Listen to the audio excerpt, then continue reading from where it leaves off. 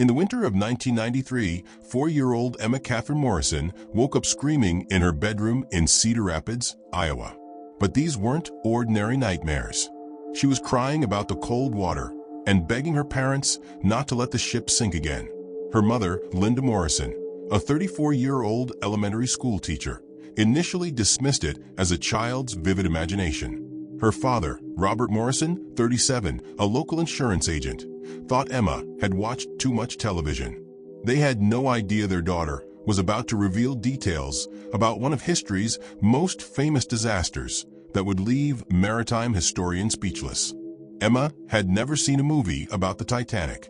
The family didn't own books about ships. Yet night after night, she spoke of things no 4-year-old should know. She talked about the grand staircase, the orchestra playing as people panicked, and the feeling of icy water filling her lungs. The Morrison family lived a quiet life on Maple Street. Robert worked downtown while Linda taught second grade at Roosevelt Elementary. Emma was their only child, born in 1989 after years of trying to conceive. She was a bright, happy child who loved dolls and drawing. Nothing in her short life had exposed her to maritime history or tragic shipwrecks.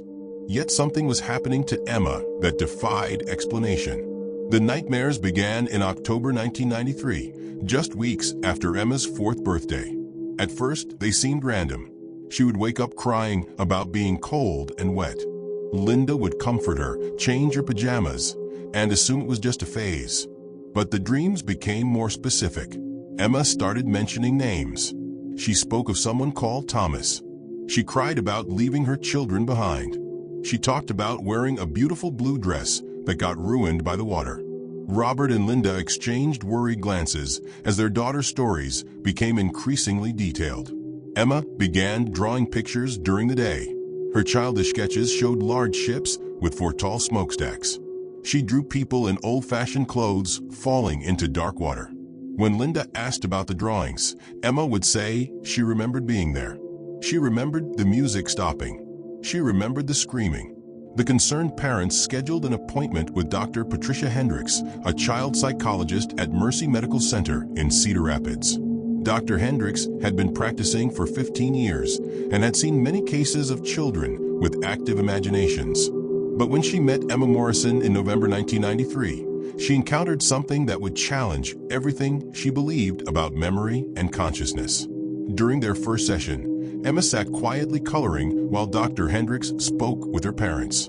Then, without being asked, Emma looked up and said she missed her cabin on sea deck. She said the hallways were so long and confusing. Dr. Hendricks felt a chill. Emma was describing the layout of the RMS Titanic with startling accuracy. The psychologist asked Emma to draw what she remembered. The little girl sketched a ship's interior with remarkable detail for a 4-year-old. She drew grand staircases, long corridors, and even small details like the patterns on the carpet. When Dr. Hendricks showed Emma's drawings to her colleague, Dr. Michael Stevens, who had studied maritime history as a hobby, he was stunned. Emma had drawn architectural features of the Titanic that matched historical blueprints. She had depicted the ship's interior design with precision that seemed impossible for someone her age. Dr. Hendricks decided to investigate further. During subsequent sessions, Emma revealed more disturbing details. She spoke of wearing a blue evening gown and dancing in a grand ballroom. She mentioned eating in an elegant dining room with white tablecloths and crystal glasses. She talked about feeling the ship shake and hearing terrible sounds of metal twisting. Emma described running through corridors as the ship tilted. She remembered the panic in people's eyes.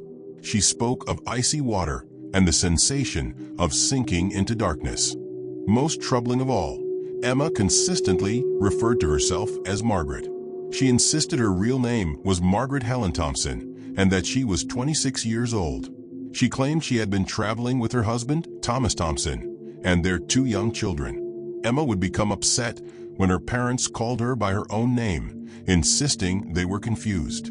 Linda Morrison began keeping a detailed journal of everything Emma said.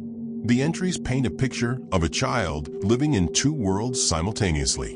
One moment Emma would be playing with her toys like any normal 4-year-old. The next moment she would be describing the terror of watching lifeboats being lowered into the black Atlantic Ocean.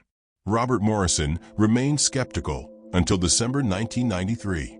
That's when Emma did something that changed everything. The family was grocery shopping at Hy-Vee when Emma suddenly froze in the cereal aisle. She stared at a box of Quaker Oats, her face pale with recognition. Emma pointed at the elderly man's face on the package and whispered that he looked like Captain Smith. Linda had no idea who Captain Smith was. When they returned home, Robert looked up the name in their encyclopedia. Edward Smith had been the captain of the RMS Titanic. Robert felt his skepticism crumbling. How could a 4-year-old from Iowa know the name of the Titanic's captain? The family had never discussed the disaster. They owned no books about it. Emma had never seen any movies featuring the ship. Yet somehow, she recognized a face that resembled the man who had commanded history's most famous maritime tragedy. Dr. Hendricks suggested they visit the Cedar Rapids Public Library to research passenger manifests from the Titanic. What they discovered in January 1994 left the Morrison family speechless. Among the first-class passengers listed on the White Star Line's records was a 26-year-old woman named Margaret Helen Thompson. She had been traveling with her husband Thomas Thompson, age 31, and their 2 children, James, age 4, and Susan, age 2. According to historical records, Margaret Thompson had boarded the Titanic at Southampton on April 10, 1912. She was wearing a blue silk evening dress when the ship sank. Her body was never recovered. The Thompson family had been returning to New York after visiting Thomas's business associates in London. Thomas Thompson was listed as a textile merchant who had built a successful import business. The family had been traveling in first-class accommodations on sea deck, exactly where Emma claimed to remember staying. Linda Morrison stared at the passenger manifest with trembling hands. Every detail Emma had mentioned matched the historical records perfectly. The blue dress, the husband named Thomas, the 2 children, the age, even the deck location. It seemed impossible, yet the evidence was undeniable. Dr. Hendricks arranged for Emma to be interviewed by Dr. James Richardson, a researcher from the University of Iowa who specialized in cases of claimed past life memories in children. Dr. Richardson had investigated similar cases across the country, though none involved such a famous historical event. He approached Emma's case with scientific skepticism and rigorous methodology. During their first meeting in February 1994, Dr. Richardson asked Emma specific questions about the Titanic without leading her responses. Emma described the ship's grand staircase with its ornate clock and bronze cherub. She mentioned the veranda cafe and the smoking room. She spoke of the ship's gymnasium and the swimming pool. Every detail she provided matched historical accounts of the Titanic's luxury amenities. Dr. Richardson was particularly intrigued by Emma's description of the ship's final moments. She spoke of the orchestra continuing to play as passengers gathered on deck. She described the lifeboats being lowered and the terrible sound of the ship breaking apart. Most remarkably, she accurately described the Titanic splitting into 2 sections before sinking, a detail that wasn't confirmed by deep-sea exploration until the wreck was discovered in 1985. Emma had provided information about the disaster that had only been verified by modern technology 8 years before her birth.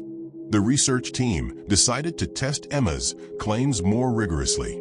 In March 1994, they arranged for her to visit the Titanic Historical Society in Indian Orchard, Massachusetts. The society maintained an extensive collection of artifacts, photographs, and detailed reproductions of the ship's interiors. Emma had never been to Massachusetts, and her parents carefully avoided showing her any Titanic-related materials beforehand. The 3-hour drive from Cedar Rapids would serve as the ultimate test of her alleged memories. Karen Kamuta, the society's president, greeted the Morrison family without revealing the purpose of their visit to Emma. She simply told the little girl they were visiting a museum about old ships. Emma seemed nervous as they entered the building, clutching her mother's hand tightly. The first exhibit room contained photographs of various early 20th century ocean liners, including the Titanic's sister ships Olympic and Britannic. Emma walked slowly through the display, studying each image. When she reached a photograph of the Titanic's first-class dining saloon, she stopped abruptly. Tears began streaming down her face. She pointed at the image and whispered that she remembered eating breakfast there on her last morning. The next room contained a detailed cutaway model of the Titanic, showing all the ship's decks and compartments. Emma approached the model and immediately pointed to a specific location on C deck. She said that was where her cabin had been, near the grand staircase. Karen Kamuda checked the historical records later that evening. Cabin C-78, which Emma had indicated, was indeed assigned to the Thompson family in 1912. Perhaps most stunning was Emma's reaction to a collection of personal items recovered from Titanic passengers. The display included jewelry, clothing fragments, and everyday objects that had been preserved in the North Atlantic for over 80 years. When Emma saw a small blue silk glove, she became inconsolable. She insisted it belonged to her and begged to hold it. The glove had been recovered from the debris field near the Titanic's wreck site and was believed to have belonged to a first-class female passenger. Dr. Richardson documented every reaction, every detail Emma provided, and every moment of recognition she displayed. The evidence was mounting, but he remained professionally cautious. As a scientist, he knew that extraordinary claims required extraordinary evidence. He needed to rule out every possible conventional explanation before considering more controversial theories about consciousness and memory. The team investigated whether Emma could have been exposed to Titanic information through television, books, or conversations. They interviewed her teachers, babysitters, and family friends. No one recalled discussing the disaster with Emma or in her presence. Her preschool had no books about ships or maritime history. The Morrison family's television viewing habits were documented and showed no programs about the Titanic during the relevant time period. Dr. Richardson even examined the possibility that Emma had somehow accessed historical information through the internet, though the Morrison family didn't own a computer in 1993, and Emma was too young to read complex historical texts, even if she had access. Every conventional explanation seemed to crumble under scrutiny. The investigation took an unexpected turn in April 1994 when Dr. Richardson contacted the descendants of Thomas Thompson's business associates in London. Through genealogical research, he located Margaret Thompson's surviving relatives, including her great-niece, Patricia Thompson Wells, who lived in Surrey, England. Patricia agreed to participate in a phone conversation with Emma, though she was told only that researchers were studying a child's claimed memories of a distant relative. During the call, Emma spoke with an unusual formality that surprised her parents. She asked Patricia about Uncle William and Aunt Rose, names that meant nothing to the Morrison family. Patricia gasped audibly over the phone. William and Rose had been Margaret Thompson's beloved aunt and uncle who had raised her after her parents died in a carriage accident in 1895. These names appeared in no public records or published accounts of the Thompson family. Patricia later sent photographs of Margaret Thompson and her children, images that had never been published or placed in any public archive. When shown these private family photos, Emma studied them quietly for several minutes. Then she pointed to Margaret Thompson and said simply, "That's me." She identified Thomas Thompson as her husband and correctly named their 2 children without any prompting. The psychological impact on the Morrison family was profound. Linda began having trouble sleeping, disturbed by the implications of her daughter's memories. Robert found himself researching reincarnation and consciousness, topics he had never previously considered. They struggled with how to explain the situation to friends and family. Most people reacted with skepticism or concern about Emma's mental health. The family felt increasingly isolated as Emma's memories became more detailed and verifiable. Dr. Richardson expanded his investigation to include other researchers specializing in consciousness studies. Dr. Helen Wambach from San Francisco and Dr. Ian Stevenson from the University of Virginia joined the team via telephone consultations.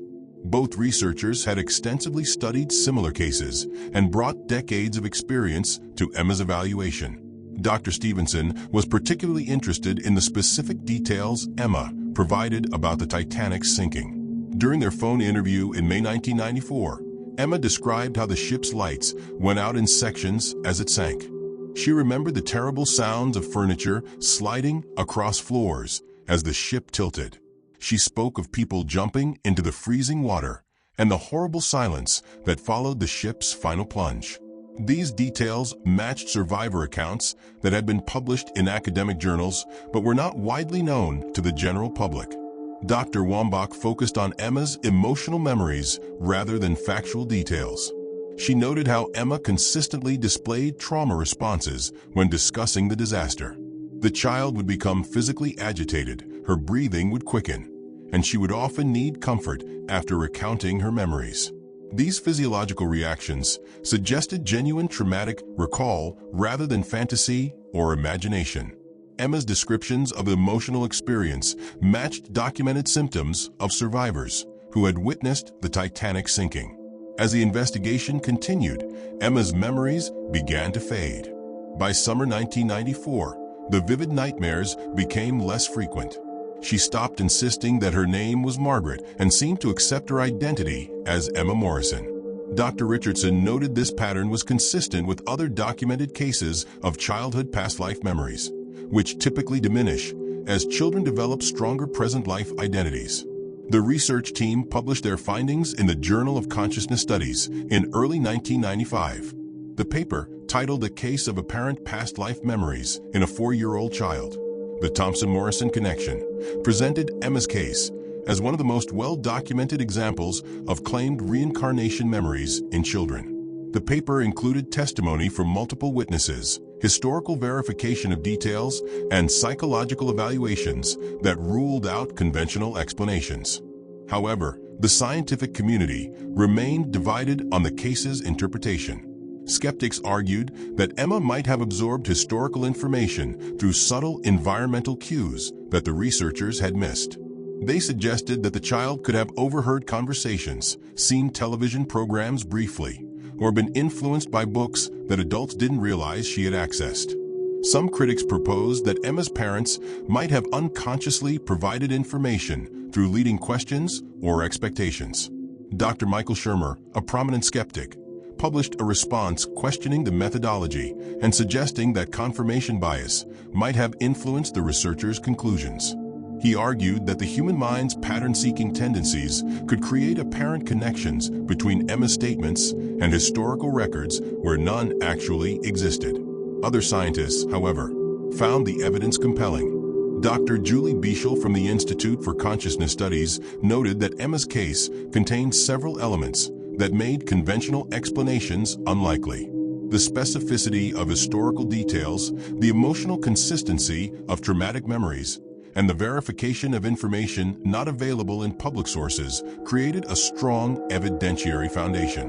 The debate extended beyond academic circles when the case gained media attention in 1995. The Morrison family appeared on several television programs, though they were careful to protect Emma's privacy and normal development. The story was featured in documentaries about reincarnation and consciousness, bringing widespread public attention to the phenomenon of childhood past life memories. Despite the attention, the Morrison family tried to maintain normalcy for Emma. They enrolled her in regular kindergarten and encouraged her to focus on present life activities and relationships. Emma seemed to adapt well, though she occasionally made comments that reminded her parents of her unusual early memories. She retained an inexplicable fear of cold water and refused to take swimming lessons despite her parents' encouragement. Dr. Richardson continued following Emma's development through regular check-ins with the Morrison family. By age 7, Emma had largely integrated her unusual early experiences into a normal childhood.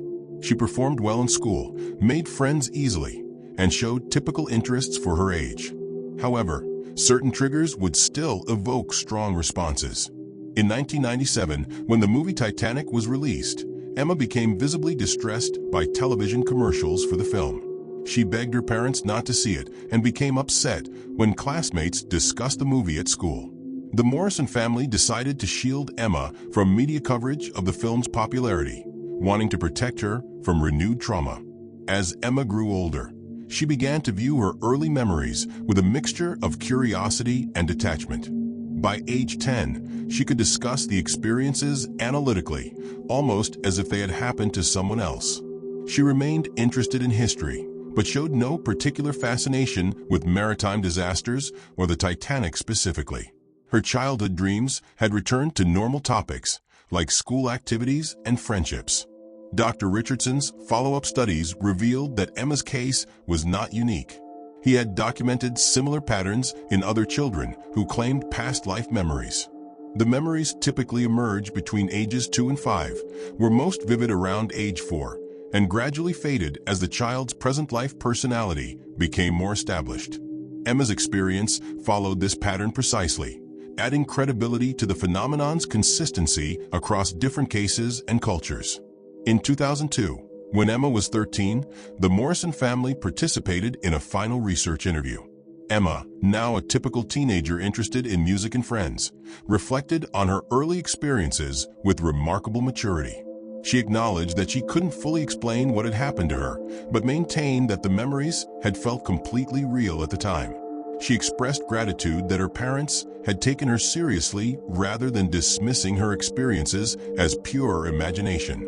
The interview revealed Emma's continued aversion to cold water and cruise ships.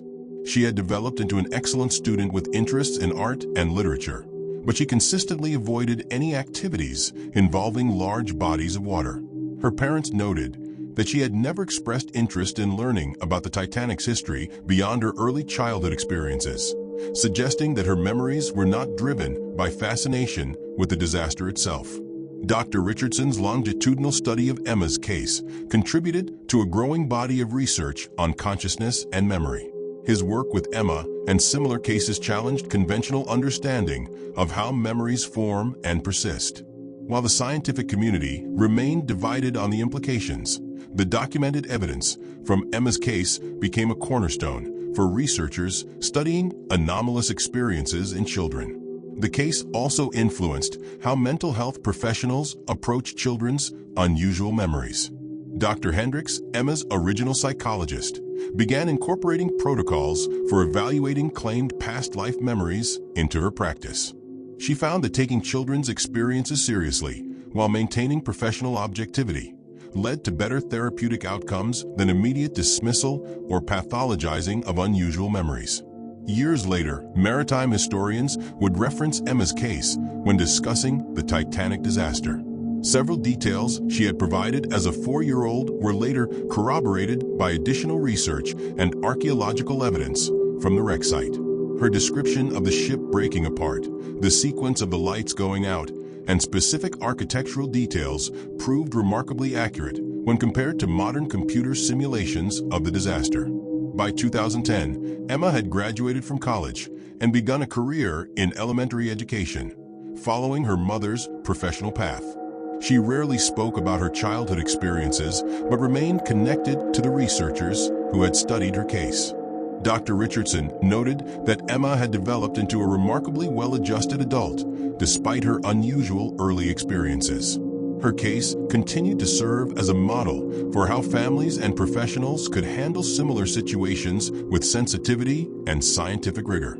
The Morrison family's handling of Emma's experiences became a template for other parents facing similar circumstances. Their approach of taking their child seriously while seeking professional guidance and maintaining normal family life had supported Emma's healthy development. They had avoided exploiting her experiences commercially and had protected her privacy while contributing to scientific understanding. The question remains, how could a 4-year-old girl from Iowa possess detailed knowledge about a maritime disaster that occurred 79 years before her birth? How could she accurately describe the interior of a ship she had never seen, identify passengers by name, and provide emotional accounts that matched historical survivor testimonies? Skeptics continue to propose conventional explanations. They suggest that Emma might have absorbed information through cryptomnesia, unconsciously remembering details she had encountered but forgotten. They argue that coincidence and confirmation bias could account for the apparent matches between her statements and historical records. Some propose that children's developing brains might be more susceptible to environmental information processing in ways that create false memories resembling past life recall. Believers in reincarnation view Emma's case as compelling evidence for consciousness surviving death and inhabiting new bodies. They point to the specificity of her memories, the emotional authenticity of her responses, and the verification of details not available in public sources as proof that conventional explanations are insufficient. They argue that Emma's case represents a scientifically documented example of a soul remembering its previous existence. Alternative theories propose that Emma might have accessed information through extrasensory perception or collective unconscious memory rather than personal reincarnation. Some researchers suggest that traumatic events like the Titanic disaster might leave psychic imprints that sensitive individuals, particularly children, could somehow access. These theories attempt to explain Emma's accurate knowledge without requiring belief in reincarnation specifically. Dr. Richardson's final report, published 20 years after his initial investigation, acknowledged that Emma's case raised more questions than it answered. He maintained that the evidence supported some form of anomalous memory or information access, but admitted that current scientific paradigms could not adequately explain the phenomenon. He called for continued research into consciousness and memory using more sophisticated technological tools and methodological approaches. The Morrison family has maintained their privacy as Emma entered adulthood. Linda Morrison, now retired from teaching, occasionally speaks at conferences about supporting children with unusual experiences. Robert Morrison continued his insurance career, but became privately interested in consciousness research. They remain convinced that their daughter experienced something extraordinary, even if they cannot fully explain its nature or implications. Emma Morrison, now 32 years old and a mother herself, has built a quiet life away from public attention. She works as a third-grade teacher in a small Iowa town and rarely discusses her childhood experiences. When asked directly, she maintains that her memories of being Margaret Thompson felt completely real and continues to affect certain aspects of her life. She has never owned a boat, refuses to go on cruises, and still feels uncomfortable around large bodies of water. Friends and colleagues know nothing of her unusual past. Emma appears to be a typical educator, devoted to her students and focused on present life responsibilities.